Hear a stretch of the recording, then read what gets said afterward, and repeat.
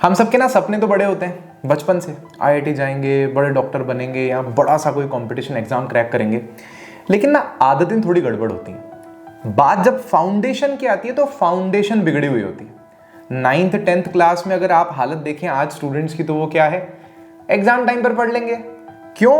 क्योंकि अब तक आदत यही रही है कि जो सीधे सीधे क्वेश्चन आंसर्स हैं टीचर्स बता देते हैं, वही एग्जाम में पूछ ले जाते हैं। बोर्ड लेवल के एग्जाम्स भी अगर आप देखोगे तो हद प्रिडिक्टेबल है कि पहले से ही पता है, कुछ अगर ईयर्स के पेपर्स देख लो तो क्या क्वेश्चन एग्जाम में आने वाले हैं। और अभी आप देखोगे तो ऑनलाइन भी इतना सारा कंटेंट अवेलेबल है एग्जाम टाइम पर, एग्जाम से 2 दिन पहले, कि बस यही पेपर आ रहा है और सच में ऐसा हो भी रहा है।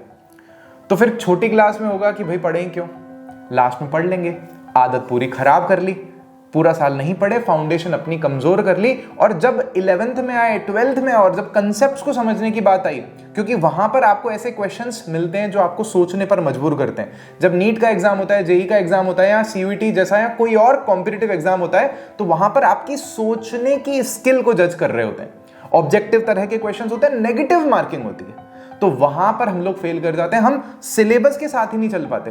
मतलब ऐसा लगता है कि यार ये हो क्यों नहीं रहा, और खुद पर एक डाउट खड़ा होने लग जाता है। माँ बाप को भी ये लगने लग जाता है कि जो बच्चा 10th में तो 90% ले आया था, वो 11th 12th में तो क्यों नहीं कर पा रहा। हमसे सब जने उम्मीदें बांध लेते हैं। स्टूडेंट्स भी हमसे आकर के पूछते हैं कि सर हमें डर लग रहा है, हमसे हो नहीं पा रहा सर। 10th में तो मेरे 100 में से 100 थे साइंस में, मैथमेटिक्स में मेरे इतने मार्क्स थे। लेकिन वो ये बात नहीं समझ पा रहे होते कि उन्होंने अपने दिमाग को कितना उस प्रोसेस में डेवलप किया।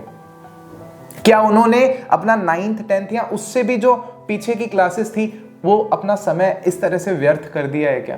तो बात मैं बस आप सभी से यही कहना चाहता हूं कि सर फाउंडेशन बनाने पर फोकस करें। किताब पढ़ सको, आप उसको समझ सको खुद से, और गहराई में कंसेप्ट्स को समझो और अच्छे से उसको अंदर उतारो, ताकि जब आगे चल करके एक जगह बैठ करके पढ़ने की बात आए, खुद से पढ़ने की बात आए, और कॉम्पिटिटिव एग्जाम में सोचने की बात आए, तो आप लोग सोच पाओ, टफ से टफ सब्जेक्ट को भी समझ करके कर पाओ। तो उसके लिए फाउंडेशन मजबूत होना बहुत जरूरी है, और वो 9th और 10th से ही शुरू होना चाहिए, और यहां तक कि 11th में भी होना चाहिए। 11th में भी स्टूडेंट्स ना पढ़ करके गलती करते हैं, सीधा 12th का एग्जाम देने चल पड़ते हैं। तो हम लोग लर्न एंड शेयर पर 9th 10th और 11th के लिए बैचेस लॉन्च कर रहे हैं 20 मार्च को, और मैं आप सभी से चाहता हूं कि उस लॉन्च में जरूर आओ और एक बार इस बात को गहराई से समझने की कोशिश करो।